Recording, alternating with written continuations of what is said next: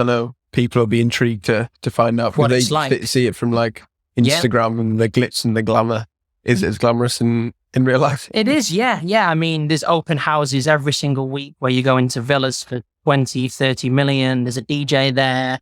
They've got a buffet out, and all that. Yeah. And you get to see these just ridiculous villas, with unbelievable views, like really, really, really, really amazing. So that side of it's really nice, but you do have to work hard. You do have to work hard. The job is commission based, so if you don't work, you don't earn.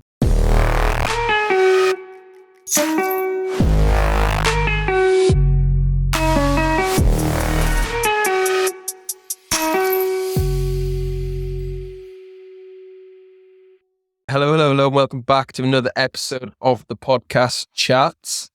And we have a very, very special guest today. Ryan, welcome to the podcast. Good morning. How are we? I'm good, thank you. How are All you? Good. Yeah, very well. So we bumped into each other in the gym, didn't we? The day. Yeah, the first we time. did. Yeah. And I kind of was like, you need to come on the podcast. Yeah, you didn't give me a choice. So yeah, you're a close friend of Henry's, obviously. And yeah, so let's just jump into it. What I haven't actually prepped you for is how would you introduce yourself? If you're meeting someone for the first time or in like a taxi, what would you say? How do I introduce myself? Yeah, how would you introduce yourself if you're meeting like a stranger? Just, hello, Ryan, nice to meet you sort of thing. Yeah. As if it's business or His business, pleasure, yeah. My name's Ryan. I work for BeLuxe Properties. How can I help? Yeah, nice. That's about it.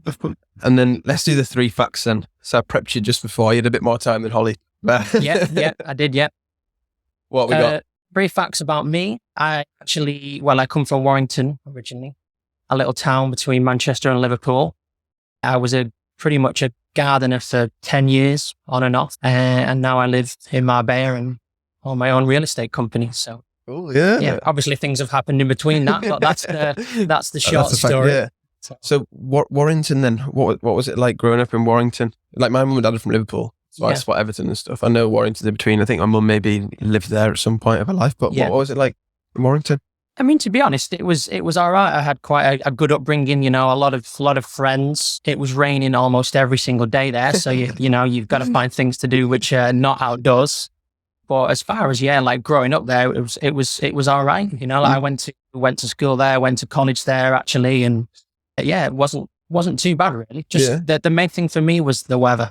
The weather there. That's sort of what made me want to travel and see different countries and nicer things. So I'd say mostly the weather is what made me sort of, travel and be in the position where I am today, Well, what was like going back to young Ryan then? What was like first memories? What did you enjoy doing at like primary school? Was it like, did you like the educational side or was it the sports side or I didn't really like the educational side. I wasn't, I didn't really like school growing up. Okay. I preferred playing football, tennis, ping pong. I was even into fishing.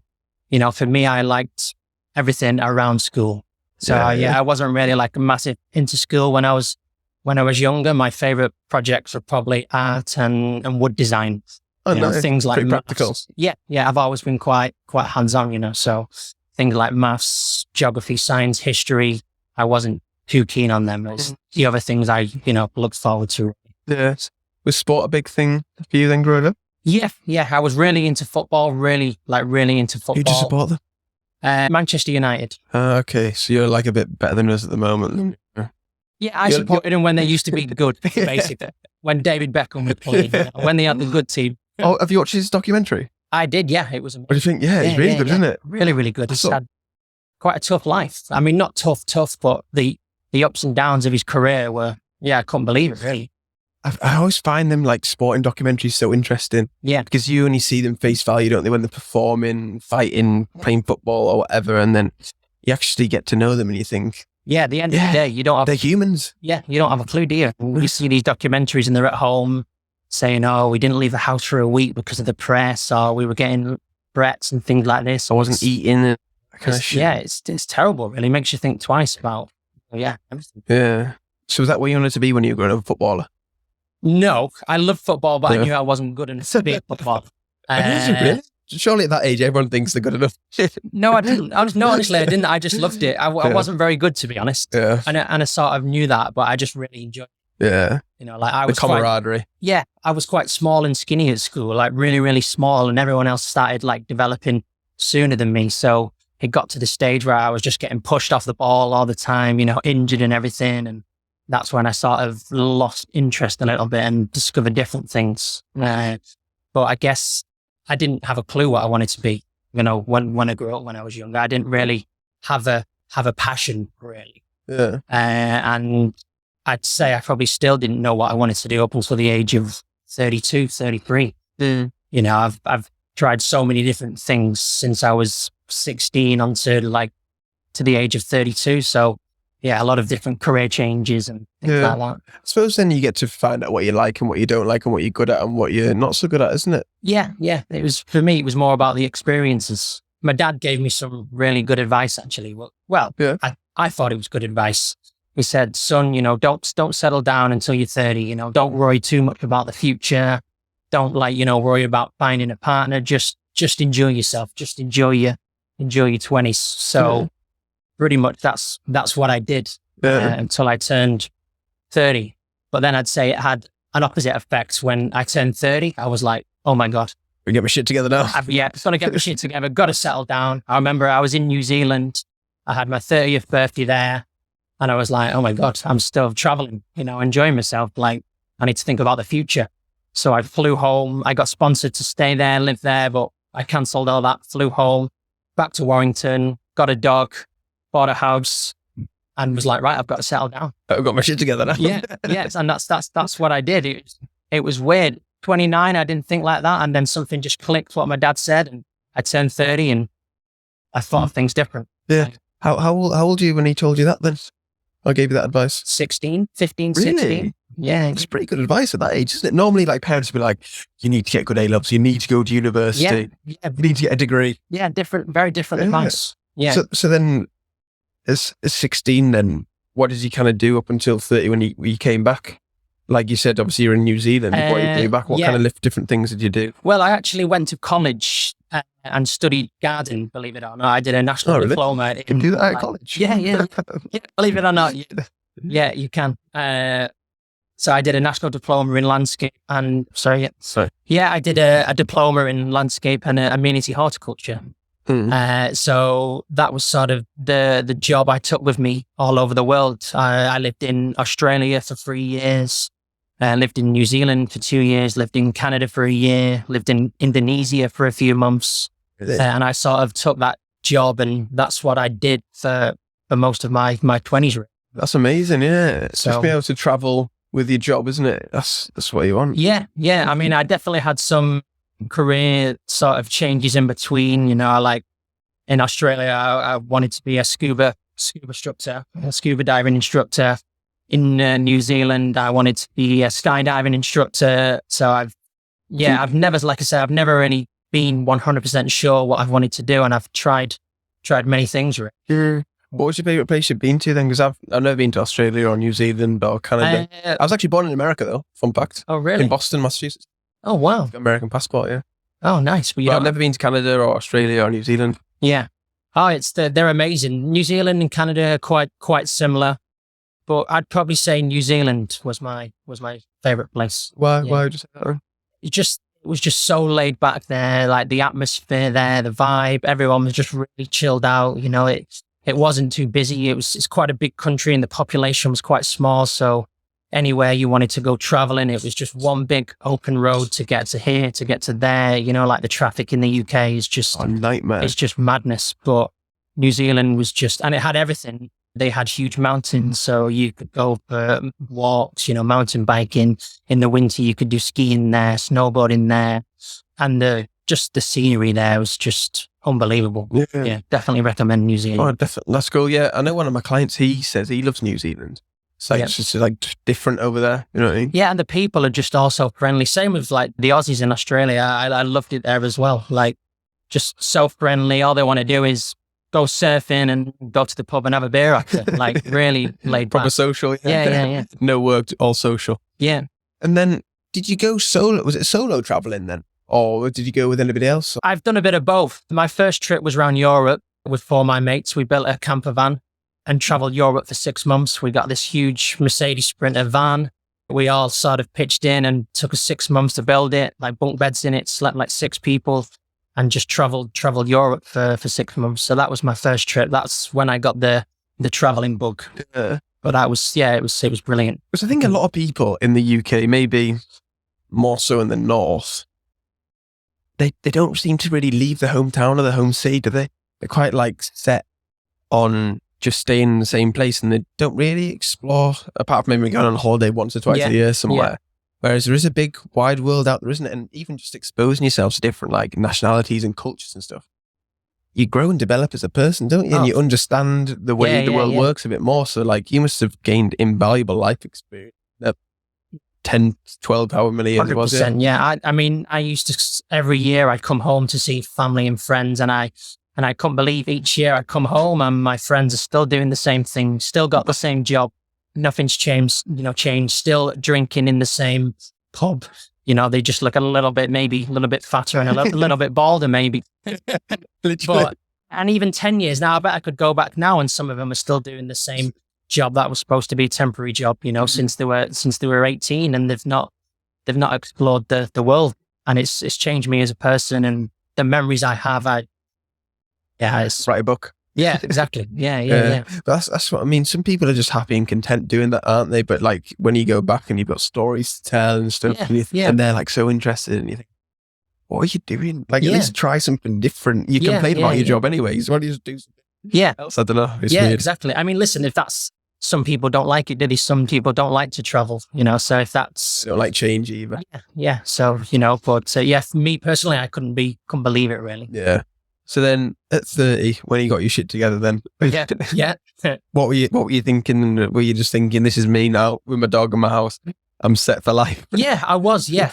I really was. I mean, I was looking at people around me, and, they'd started their own business. They were buying, a second home, investing in this, investing in that. And I didn't really have much to show for, my time. Just, I mean, amazing memories, don't get me wrong. Yeah, financially. I thought, financially, I'm going to have to sort of sort it out, So, I bought my first house when I was 31. So I saved for a year. Bought my first house when I was 31. I've always sort of liked the idea of buying houses and flipping them and renovating. So I bought a rundown terrace house in Warrington. Got that for 80,000, 5-6 years ago. That could actually get you quite a nice terrace house in Warrington. Renovated that myself, spent 10,000 on it and flipped it for 150,000. So amazing. I made like 50,000 on it. Yeah, that's great. Did you do anything like that before then? I've always been quite hands-on. Like you said, yeah. I've always helped my dad with jobs around the house and everything. And being a gardener, you've always got to fix things and repair things. And, I'm quite good at things like that. You can watch things on YouTube as well. A lot of YouTube videos out there, like do it yourself. So it was amazing. That was actually during COVID when I did that. So I sort of got laid off work and had 6 months sort of doing nothing, so that's the time I just dedicated all my time and just worked on the house every single day. That's what sort of got me through COVID, really. Just got my head down and renovated the house. This is something to just keep you busy, isn't it, in COVID? Because that's the thing, there's not called to do, is it? Yeah, exactly. It was something to get up in the morning. I had my little gym in the garden as well. So I was just gymming and working on the house, just head down. And that's sort of, COVID sort of gave me the time to do it, really. Yeah, it's productive, yeah. So did you do any more houses after that, or? No, that was the only one I did. The plan was to do more houses, but then that's when I decided that I didn't like it in Warrington anymore. I want to move somewhere nice and hot and sunny. Yeah. How long had you been back when you decided that? 2 years. So I came back from New Zealand at 30, bought the house, and then I remember it clear as day. I was laying in bed watching this TV program called White Lines, filmed in Ibiza. Yeah. And I was sat there in Warrington. It was raining outside. It had been raining for like a week, and Ibiza just looked amazing. Yeah. So I was like, right, I'm selling up. I'm moving to Ibiza. I'm going for it. I'll buy a speedboat. I'll do boat tours around the. But then my mate lived in Marbella, and I got talking to him, and he said, "Oh, why don't you come to Marbella? I've just got this job in real estate, and we're looking for an agent." So I was like, maybe. I mean, it's... I want to do my boat doors. yeah, exactly. You know, I'd never really... My background's never really been sales and things. And to be a real estate agent in Marbella, I was like, don't you need years and years and years of training and experience? You know, they're going to take on a gardener from Warrington. But yeah, they did. Yeah, they did. It was scary at first, like really scary. But I sort of learnt the job, and yeah, it's why I'm sat here today in Marbella, where I am today. What was it like then making the move over? Was it like easy to do because you lived all over the world, or were you still thinking Ibiza? Or? For me, that was easy. Like it doesn't scare me whatsoever. You know, just packing my bags and leaving everything behind and just moving to a country on my own like that does not scare me one bit. So I was just excited. I was excited to get the house on the market, see what I could get for it, pack my bags, and just go something different. You know, I don't like Groundhog Day when you're doing something for too long and just gets a bit boring. I always need to be changing. The next thing. Yeah. So had you ever thought about being a real estate agent before? No, never. Not in the slightest. My original plan, was the boat things, or even to become live the quiet life and become a gardener here in Spain, you know. So it was a massive, huge turnaround. I was going to say, yeah, that's complete turnaround, isn't it? Being a gardener and a real estate, in my opinion, is very like get up and go and like boom, boom, boom, boom. Where's the gardener? Oh yeah, come to your house tomorrow. Yeah, a lot more laid back. Said the plan was to sort of come here and semi-retire and live the quiet life in the sun. But that complete opposite. Yeah. So then, what can you remember? What it was like first day real estate agent? What was that like? I remember the interview as well. I was really, really nervous. Really, really nervous. Like big company, Marbella, doing something I'd never done before. Like I was terrified. Like I don't think I slept the night before. Like, oh. But yeah, luckily they just opened the office, and they actually wanted someone working in rentals. They were upgrading the sort of rental side of everything, and they wanted an agent to start in rentals. So yeah, I started off in rentals. Yeah, it was, like I said, it was tough, really, really tough, learning the job, not knowing the area, you know, but yeah, over time I learned it, you know. I was hungry. I was hungry to do better and to earn some good money, you know. Yeah, I think that's half the battle though, isn't it? If you're willing to work and willing to learn, then you can along the way. But if you're not and you're just too set in your ways, then you probably will fail, won't you? Yeah. I think with this job, it's more personality and how hungry you are. You know, like the job you can learn, but your personality it's harder to change, isn't it? So it was good. I mean, the company who took me on were brilliant. You know, like they take on people with no experience. You know, they give them a chance. You know, they teach you the job. As long as you've got sort of a bubbly personality and you are hungry and confident, they'll take you on and give you the chance, you know. So it was good. Yeah. Good. Was it the job what you expected, or was it completely different? It was what I expected. Yeah, it was what I expected. Yeah, it's like I said, it was quite full on. You know, you're working all the time. You can't just with gardening. It was a job where you put the tools down and that's it. 4 o'clock, 5 o'clock, the job's over. You don't have to think about it in the evenings, at the weekends. You know, but with real estate, you could have 100 clients in your database from America, Australia, all different time zones. So in the evenings, you're speaking to clients, sometimes in the middle of the night. If you've got a big call, weekends, you're speaking to clients if they can only schedule a call at the weekends. So it was very different. I went from a job where I could switch off to sort of never being able to fully switch off. Yeah. So very, very different. Yeah. How did you find adjusting then? Was it all right, or was it a shock to the system? Most of the time it was all right. Sometimes it was a bit of a shock, you know. Sometimes I was like, I just want a week away where I can switch the phone off, you know, and just relax on the beach and do nothing. But I couldn't really do that for quite some time. So that was probably the biggest shock. Yeah, you know. But the money was brilliant. Yeah. So, and the lifestyle was fantastic. Yeah, that's the thing. The lifestyle over here is so good, isn't it? Yeah, like unbelievable.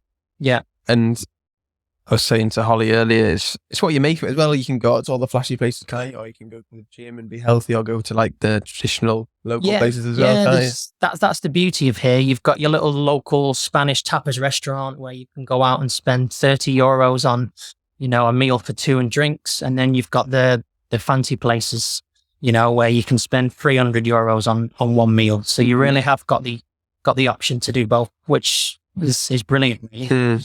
So how long were you in rentals for then? How long? 1 year, I think I did. Yeah, 1 year I did in rentals, and then they said, "Would you like to make the move into sales?" Oh. And again, that was a step up, and that was a little bit scary for me as well, because you're not just dealing with someone renting an apartment for $2,000 a month. You're dealing with people looking at villas to buy for 5, 10, 15, 20 million. Silly money, isn't it? It was very different. So was that good then for you? Because you said your personality is you want to do the next thing, or I think the next thing. Yeah. Were you getting like, itchy feet? In the rentals, definitely. Yeah. It was a really good move for me. I'd done it for a year, and I was starting to get a bit, like I want something different now. Mm-hmm. So it came at a really, really good time. And I actually found sales a lot less stressful than rentals. Why? I think with rentals, you're always on the go. You're checking people in and out of apartments and villas every weekend. You sometimes have to go to villas at like 4 a.m.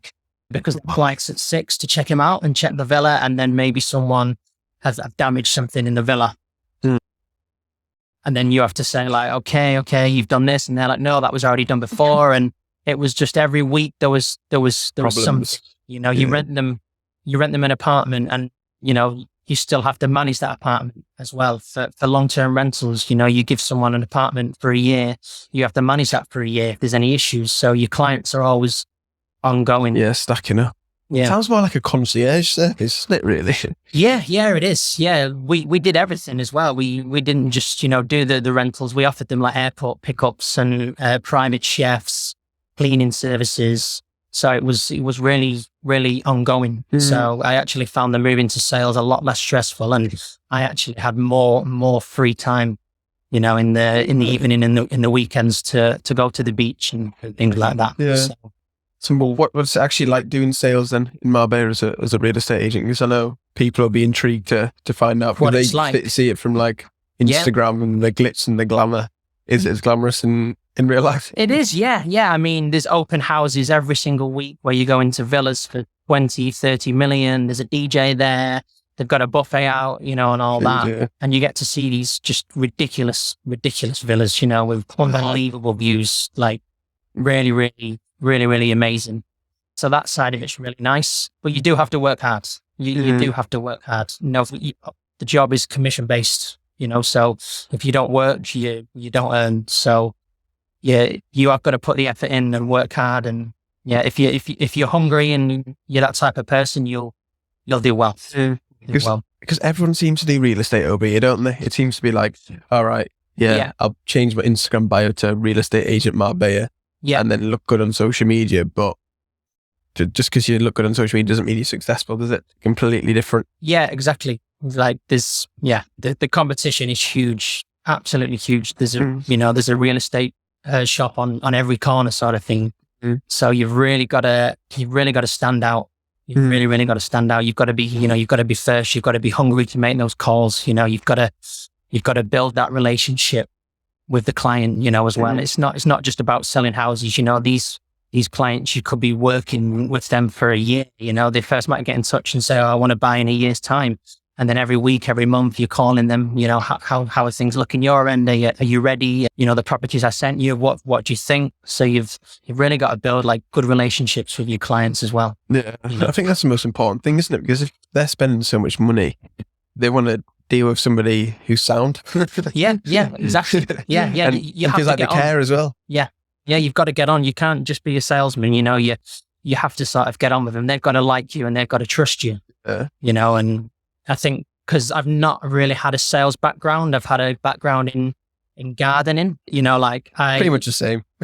Yeah, exactly. I care about what I sell to my clients. I don't just want to sell them something what gets me the highest commission. I actually care about finding them their dream home. So I think for me, that's my I think that's my strength with being an agent. Yeah, just asking questions, I'd imagine, and do you make notes, say like, I don't know, has your kids started secondary school yet, or blah, blah, blah? Are they playing football this year? Yeah, there's loads of things that go into it. You know, people want to be near the schools. They want to be near a park to walk the dogs. They want to be near a football pitch. So they might like golf and you want to be near a certain golf course. So you have got to get to know your clients. If you're showing them things in the middle of nowhere and they want to be near a golf course, it's not going to work out. So you do have to get to know them. Yeah, because if that was me, I'd be thinking, have you been paying attention to what I've been saying? Are you actually listening to what I'm saying? Then you just go with someone else, wouldn't you? So that's attention to detail. Yeah. That's it. And because there's so many real estate agents here and the competition's so big, they could be working with multiple agents at the same time. At the same time. Oh, really? Yeah. They could make several inquiries, and they won't tell you that they're working with other agents, you know, but they could be working with 3-4 different agents, all sending them properties. So that's why, again, it's tough here. You've got to be first. You know, you've got to put the research in and find them properties that get them excited. You know, and keep the phone calls going, keep the relationship going, or they will go with someone else. Yeah. All right. So then, what was next after sales? Then did you just leave after the sales job, or? Yeah. So I worked in sales for 2.5 years. Really, really got to sort of learn the job. You must have developed your skills massively in them 2 years, did you? Yeah. Yeah, I felt like I got chucked in the deep end a little bit. You know, I'd sink or swim, you know, with it being commission. If I didn't sell, I was going back to Warrington. So yeah, I learned a lot, and it went really, really, really quick. And then after the 2.5 years, I just thought, right, I can do this better. You know, I've learned what I've learned, and I can do this better. Yeah, what's next for me, isn't it? That's the next step, isn't it? Yeah, exactly. And I've done it for 2 years, and I was getting the itchy feet to do something else, something different, keep the mind going. So yeah, that's when I decided, let's do this on my own. Had you ever thought that you'd set up your own real estate business though? No, definitely not. Especially when I first started. I really, really didn't think I would be sat here now saying I've got my own company. So even I've got to sort of take a step back and look at where I am. You know, my family and friends can't believe it either. You know, it's amazing. Yeah, it's crazy. Can you remember when you thought that you wanted to set one up? You remember like the day or the time or kind of the moment? So before we set up the business, we went traveling. Me and Holly, my partner, we went to Thailand. We said, right, before we get stuck into this, we need a little bit of a break. You know, we've worked hard for 3 years, not really had a day off, but, you know, not had time to sort of think about what we actually want. So we packed our bags, booked a flight to Thailand, and we had 2 months there, just, you know, turned the phones off, just really, really just chilled out so we could have a good think about what we want. And that's when we really come up with the idea for the new business. So then setting it up, was it easy? Was it hard or straightforward? Because you've obviously worked for a company before. It wasn't straightforward. I mean, things take a while, you know, to get into place. It's not just something you can just do overnight. They take so much time, don't they? Like, I'm a person who wants everything like now, but then when you realize, like, especially in business, everything takes ages, doesn't it? If you think something's going to be done today, it's definitely going to be done next week. Yeah, 100%. I mean, I was sort of eager to get things moving in Thailand. I'd had a little bit of here's me saying I needed a break, but then 1 week in, I was like, right, what are we doing next? You know, what are we doing? I want to earn some money. Yeah, we've got no money coming in. What are we going to do? And Holly, my partner, was just like, just chill out just for a little bit, you know, let's just have a break, you know, and we'll sort it out when we get back. But I sort of wanted to get things moving whilst we were away, because I knew things take so long. I didn't want to sort of come back from traveling and be like, right, now let's start, because then it could be 3 months before, you know, the business is going. So things do take time. You do need 3 months, 4 to 4 months to get everything into place, you know, set the website up, set the business up, you know, so yeah. And then you said about stuff that you could do better, or you want to do better than in your own company.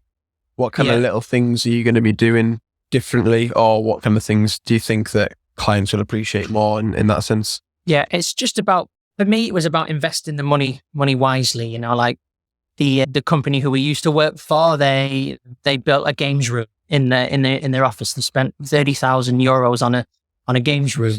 All right for some. Yeah, all right for some. Yeah, exactly. But for me, I I've always wanted to go that extra mile, like once we get, when the money was sort of built up in the business, it's like, right, now what can we do? What can we invest in? Can we buy a villa project and renovate? So I'd like to sort of invest the money a bit different than where we used to work, and be a bit smarter that way. And they had a huge team. They had like 20 agents working for them, all fighting over the leads. 10 of the agents weren't really interested. They were more interested going out drinking and things like this. So for me, there was a lot of sort of wasted money there. We just have, a small team, we maybe grow it to say five, 6 agents, and just, have 5 killer agents, working for us, treat them well, don't get too greedy, when they do well, we do well, like we're, become sort of a family, and reward them when they sell as well. Yeah, I think like having 5, 6 is more like a family business, and it's a nicer culture, isn't it? And then you get to know people more on a personal level. If it's maybe, like, I've never had a business of 20 people or whatever, but I'd imagine when it gets to 20 people, you can't spend as much time with each of them, and maybe if they're unhappy, you don't know about it. Yeah, you don't. Or you have to have different managers and stuff, but yeah, like you say, if you've got a small team, you can reward them better as well, can't you? And stuff like that, which I think is quite cool. But getting those people in, it'll be hard, isn't it, to fit the culture? And if you have one like bad egg, just get rid of them, isn't it, straight away? Whereas if you can get, like you say, 5, 6 killer agents who believe in your vision and stuff and are actually decent enough people and they're not too egotistical, that's you'll be the on to a tough winner, thing. isn't it? That's the tough thing here, especially in Marbella as well, because you can be easily led. There's so much you can do every day of the week. Yeah, exactly. So that is the tough thing, finding good agents who you can trust. Who you say, like, you do become a family. You can go out for dinner and celebrate all together as a family, So that is the hard thing, finding good, reliable agents who are hungry, who can work from home and you trust they're doing the job, who don't need to be micromanaged. Yeah. So that is probably, I'd say, the hardest thing, to find good agents. How do you do that, or how are you going to do that then, do you reckon? Very good question. Put you on the spot, yeah. Good question. Just be really, really lucky, and everyone that we employ is sound and good. Yeah. That's basically the answer. Yeah. Cool. No, very, very tough question. I think that maybe might take time, getting to know people. You might hire some bad agents, it's just about... Yes. It's just part of life. Yes. Yeah. I think, say for me, my team, I've been very, very lucky. I've only got a small team, you know what I mean? It's me, Yoni, videographer, who I've known since uni, since I was 18. Yeah. Zishan, who's in Dublin, and then Maha, who's overseas. And I've just been lucky that the people that have joined been good and sound, and we get along. Well, that's the dream. That's the dream. I did a podcast a few podcasts ago with one of my clients, and he said the same thing. I asked him the same question. I said, he's got like 5 or 6 staff members in family business. I said, how have you found like employing staff and team members? And he's just super, super lucky that everyone's been good and sound. Yeah, honestly. Well, hopefully where that look, that'd be perfect. I know, because I know, like one client and one person I speak to, he's got a bigger team, and it's hard because some people do just turn up, do the bare minimum, get paid and stuff, and then go. Obviously, it's different if it's commission only and stuff. But I think staff and team members are the hardest yet most rewarding, aren't they? Yeah. I think it's just about building that relationship with them and treating them well, and not being greedy.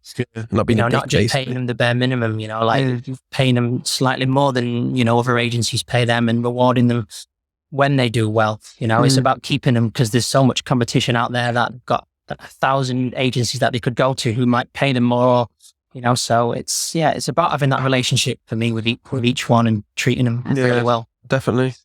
What's in the plans then for the next few months, or the next 6 months to the business, would you say? Or what's kind of like the vision? Yeah, like I say, grow the business. We're sort of online at the minute. We don't have an office. So maybe 6 months, 1 year's time, the plan would be to get a small office, grow the team to 5 or 6 agents, and go from there. I think that'd be exciting, wouldn't it? And especially I think growing a business is probably one of the most exciting things, isn't it? Seeing it go from zero, and then when you get team members, and if you get an office and stuff, and if you think, especially because it is yours, it's your business. You know, you get that website, and it's like, that's my website. You know, you get the office, and that we come up with that name. It's amazing. It really, really is exciting. I was speaking to Holly a bit about it, but let's speak about it as well. How did you come up with the name? Holly came up with the name. Holly came up with a name. I wish I could say I came up with a name. She didn't actually say that. Oh, did she not? No, she didn't take credit for it. No, she came up with a name. I'm sure she mentioned, but we had a few, and we were going back and two, and the name wasn't easy. You know, it probably took us 2 to 3 months to actually come up with the name. We had one, and we started buying the domains, and then we had to change last minute. And then you get one, and you think, is it good? Does that sound good? Yeah. You know, I think name is the hardest thing to do, but it should be the easiest, because whatever you call it, everyone else is going to call it that anyway, aren't they? Like, nobody cares. Like, you can call it. It's a massive thing, but it's not a massive thing. But it means so much because it's yours, isn't it? It's like naming a child. Yeah. You want it to sound good, but you don't want to tell someone and they go, "Oh, what's that crap? That sounds ridiculous," and there's no going back. But yeah, so how did you come up with BeLuxe then in the end? I think we started with BeLuxe. Like we wanted to sort of combine two words, you know, BeLuxe, like life, luxury life sort of thing. Like I mean, originally I wanted to call it Finch Homes, like my second name. And Holly was like, "No, come on, that's ridiculous. We're not calling it that. We can do better. We can do better than that."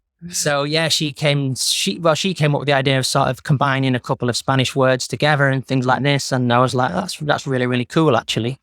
And yeah, one day in Thailand, we would just lay there, and she came up with BeLuxe, short for BeLuxury, and I was like, wow, that's really cool. Actually, really cool. I was saying, it's so simple, isn't it? But like, I'm so surprised that the domains and usernames hadn't been taken. Yeah, we were surprised as well. Like, really, really surprised. So yeah, fantastic. And it looks good as well. It'll look good on the signs and things. And like I say, it's short, and you can, there's a lot you can do with it. Yeah, so, no, definitely. Yeah, no, I think it's really cool. Happy with it. Yeah. So let's talk about then. Did you want to talk about biggest regrets or biggest mistakes so far in business or personal, whatever? Okay. Anything that you wanted to share on the podcast? It can be edited out if you say it. We've all got silly regrets that I probably can't talk about on the podcast. But I'd say to be honest, one of my biggest regrets was not investing in property when I was younger. Okay. You know, like I went traveling when I was 18 and just basically traveled until I was 30. If I could go back, I would probably invest in a property when I was 18 before I went traveling. You know, and that property would have grown whilst I was traveling. I could have rented it out. I could have maybe got a second one and sort of grown that. But it's when you're 18, I wasn't thinking, I've not got this mindset like I've got now. So looking back, I would, invest in something at an early age and then maybe go travel. You know, get some renters in it. That property will grow. You'll get the rent paying the mortgage, you know, and then when you finish traveling, the mortgage might be paid off and you're left with something. And you know, so that's probably my biggest regret. I think that's a good one. Yeah. But the thing is, if you knew what you knew now at 18, it'd be dangerous. Yeah. I was a completely different person when I was 18. So it's hard, but to give advice to people who are now 18. That's what I would say. Don't spend it on a night out every Friday and Saturday night. Get the house and then spend it. You know, spend the rent money on the night out. You know? And then what do you reckon your greatest strength and your greatest weaknesses? Greatest strength for me, I've always been happy being on my own. You know, I like my own company. So a lot of people don't though, do they? No, surprisingly, some people don't like it at all. They don't like being alone. Like they've always got to be with someone, you know, and for me, I've always been fine being on my own, you know, and that sort of made me have this incredible life traveling, just packing my bags, going to different countries on my own, you know, not knowing what I'm going to do, who I'm going to meet, but it just didn't bother me, you know, like it really didn't scare me. Holly was probably my first serious relationship, you know, at 33 years old. But that's you know, impressive, so again, that's my dad's advice, saying don't settle down until you're 30. So I didn't. I believe you, Dad. You should have told me about the property though. So that's probably, I'd say that's probably my biggest strength, really. I'm happy being on my own. I've never felt like I've needed anyone. You know, I think that's made me quite strong, you know. Definitely. 'Cause I think people struggle with being with their own thoughts, don't they? It's like being on their own and just I've learned that sort of later on in life as well, and people do. I've been very lucky that I've not sort of, that's not been a worry for me. I've always just had I've always been into sports and passions and going to the gym, so that I've always had my mind dedicated on something, if it was running for a marathon, if it was training at the gym, if it was, mountain biking, I've always sort of had my mind on something. Have you done a marathon before? I've done a half marathon. Yeah. I started training for a full and then got to the half and then did that. And I hurt my leg. I twisted my ankle and couldn't walk properly for like a month or so. So that sort of put me off doing the full one. But yeah, my mate's girlfriend, I think she's signing me up for a half marathon next year. Nice. I've never done anything like that before, so I'm a bit scared. But I think running's quite trendy now. It is trendy, isn't it? Yeah. I would like to get into it, but I'm thinking I'm just a bit too lazy. No, don't be silly. Never too late. And then what do you reckon your greatest weaknesses? Weakness. Put you on the spot. I've always been quite shy. Like, yeah. What sense? I've always been like quite shy, like especially when I was younger, like putting myself out there, interviews, public speaking, things like this even. Podcast, like I couldn't have done this when I was 18 or 20. So that's probably held me back a little bit, I would say. But I've got a lot better as I've got older, especially when I moved here and got into sales. You can't be shy in sales, you really, really can't. So, but yeah, looking back, I'd say that was maybe my weakness when I was younger. A lot of people are scared to come on the podcast though. Genuinely, they're like, I think it's just because there's that little GoPro there recording, but you forget it's there after like 5-10 minutes, don't you? Yeah, you do. Yeah. But it's just, I always say it's like, be comfortable being uncomfortable. And that's how you can like grow as a person, put yourself in them situations. Because it's a good way to put it. Good way to say it. The first time doing anything, you're going to be shit. You're going to be bad. But as soon as you do it one time in a year, think, I know how to do that now. Then next time I'll be better. Like my first podcast was awful. You know what I mean? I think it didn't even record and I was like, fuck. And now I've done like 70 odd and I'm like, oh yeah, I kind of know what I'm doing. There's always room for improvement though, isn't there? You know what I mean? But you've got to face your fears, haven't you? Yeah, exactly. Really, really got to face them. I remember I was a best man at a wedding and I had to do the best man speech. Oh, that would have been so hard. And I just didn't enjoy. It was a wedding in Ibiza. I didn't enjoy the holiday because the wedding was at the end. Weeks and weeks leading up to it, I was just like, sleepless nights thinking about it. What if no one laughs? And then you start looking at what you've written, thinking, is that a load of bollocks? Probably. But again, I felt like my mouth was going to close up just as I was about to speak. They put the microphone on. There's hundreds of people there. But then I just got into it and it went really, really, really well. Like really well. And that feeling after it was just amazing. And so definitely worth it. I haven't been a best man at a wedding, but when I like listen to the speeches and stuff, I think, fucking hell, fair play to you, know what I mean? Because you'd have been, like you say, thinking, are you going to laugh? When do I pause? Is it going to be good? Yeah. Because there's so much pressure on that. And the best man speech is like the biggest part of the wedding. Everyone's like, I can't wait for the speech. This is why I come to weddings. And you're like, oh my God. You have to, I don't know if you're like younger and older, but you have to cater for different like audiences and different groups of friends, don't you? Old, young and whatever. Exactly. You've got your mates sat in one corner and then you've got the 95-year-old grandma sat in the other corner and you're like, well, there's a few things I can't mention, but then if I don't mention, they're not going to laugh, but the grandma's going to laugh and it's tough. It really is tough. Nah, that's cool. Right. So where can people follow you, find you, plug the website links, the social media handles, your personal stuff? Where can people follow us? Yeah, and find you, Yeah, website, www.beluxeproperties.com. We're on Instagram as well, BeLuxe Properties, Facebook, TikTok, and soon, hopefully, we'll be on YouTube and getting some videos out there and everything. Yeah, that's what you want. Yeah. There's a really good company that me and Henry were looking at. I can't remember. I won't name them. They're like smash YouTube and I think you're fucking good. You know what I mean? Yeah. I'll talk to them about after. But yeah, right, everybody. Thank you very much for watching. If you watch on YouTube, make sure to subscribe, like the video, comment your favourite part. Any questions for Ryan, leave in the comment section below. If you listen on Spotify or Apple, make sure to follow the podcast and leave a 5-star review. Come see you next time. Bye.